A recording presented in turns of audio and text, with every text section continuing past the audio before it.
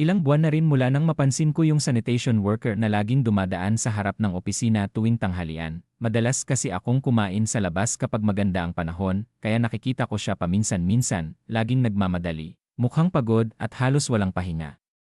Isang araw, may extra akong nagawang sandwich. Wala naman akong ibang kasama noon, kaya inalok ko siya ng isa. Nagulat siya, kita ko sa mukha niya, pero umiti siya at tinanggap.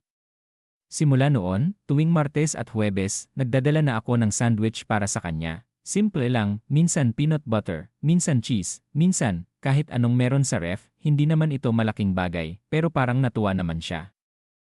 Palagi siyang nagsasabi ng salamat at sapat na yon para sa akin.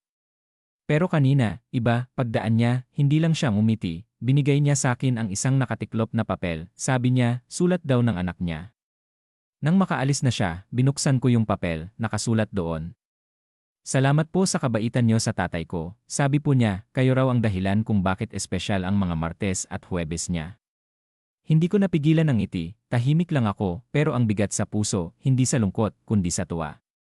Sa dami ng nangyayari sa trabaho, sa lahat ng stress, parang ito yung pinakamatimbang na bagay na natanggap ko ngayong taon. Isang dagdag na sandwich lang yon para sa akin, pero para sa kanila.